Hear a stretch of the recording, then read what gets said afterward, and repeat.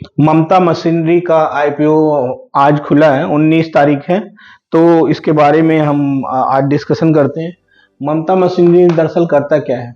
तो packaging industry में बहुत बड़ा नाम है। 1979 को ये कंपनी जो है स्टेबलाइज हुई। उसके बाद ये पैकेजिंग के फील्ड में इंडिया में भी और इंडिया से बाहर भी बहुत ही अच्छा काम कर रहे हैं। यूएस में भी इनका मैन्युफैक्चरिंग यूनिट है और इंडिया में तो है ही है।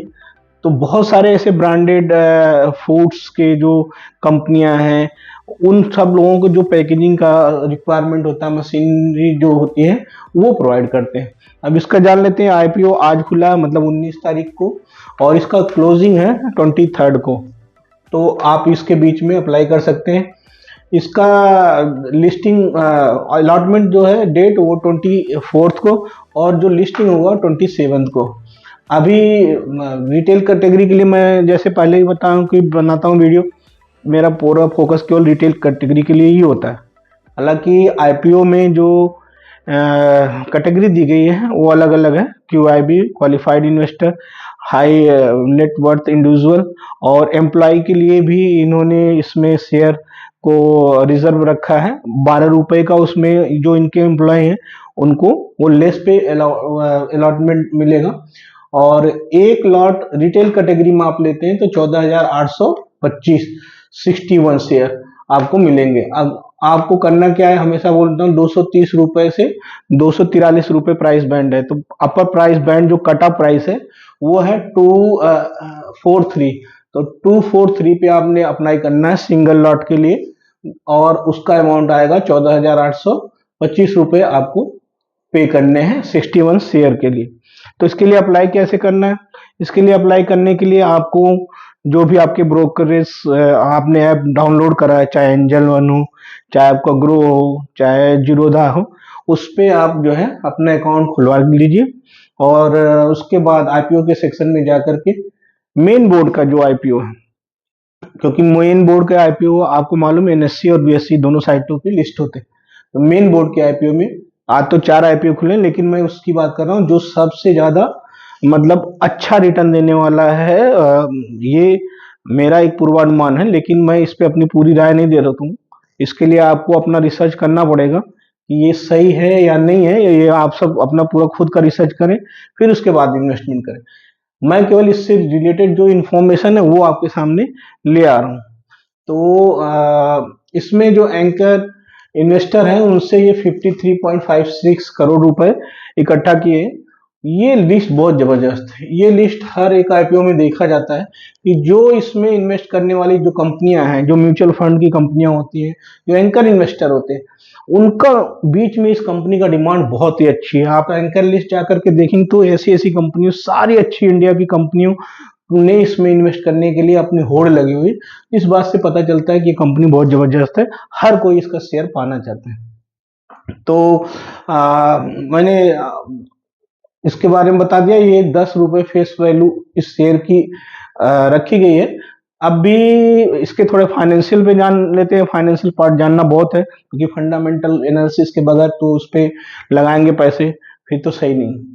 22, 23 और 24 में मोटा मोटी देखें, एसेट्स जो है 216 करोड़ से बढ़ के 228 करोड़ 23 में, 22 से 23 के बीच में, तो ग्रेजुअली इंक्रीज कर रहा है। और 23 से 24 से 237 करोड़, मतलब ग्रेजुअली इंक्रीज कर रहा है इनका एसेट्स। उसके बाद इनका जो रेवेन्यू है 196 करोड़ से 210 करोड़ हो रहा है। ये 22 से 23 में ये बढ़ रहा है, और फिर 24 में 241 हो रहा है।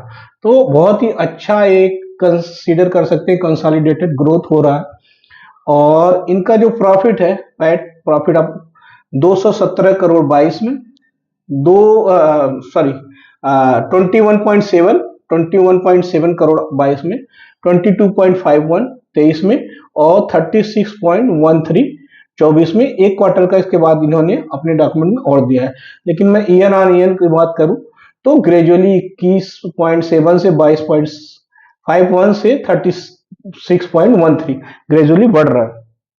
फिर हम रिटर्न ऑन इक्विटी की बात करें 27.76, जो कि बहुत ही अच्छा है। Return on capital investment ROCE 31.29% है। डेब्ट इक्विटी रेशियो ये देखने वाला चीज है। डेब्ट इक्विटी रेशियो 0.09, 0.09 मतलब लगभग निग्लिजिबल है, मतलब डेब्ट फ्री कंपनी है, बहुत कम ही डेब्ट है, मतलब इसके ऊपर कर्जा बहुत ही कम है, तो ये एक plus point. Return on net worth 27%, बहुत ही अच्छा रिटर्न है, और पैट मार्जिन 15.27% है। तो ये फंडामेंटल है, मतलब कि फंडामेंटल अगर एस्पेक्ट को हम कंसीडर करें तो सारे पैरामीटर बहुत ही अच्छे इसमें दिख रहे हैं। एंकर लिस्ट जो कंपनी की है वो बहुत ही अच्छी है, बहुत जबरदस्त, सारी कंपनियों में होल्ड लगी है। और कंपनी पुरानी अगर हम देखें 1979, मतलब काफी पुरानी कंपनी, एक्सपीरियंस बहुत अच्छा, मैनेजमेंट बहुत अच्छा है। तो आप अपना कैटेगरी चूज करें। मैं तो रिटेल के लिए फोकस करके बिजनेस बनाता हूँ, बाकी आप क्वालिफाइड इन्वेस्टर, एचएनआई अपना खुद का रिसर्च करते हैं, रिटेल वाले उतना रिसर्च नहीं करते, तो उनके लिए सारी रिसर्च करके ये जानकारी दी है।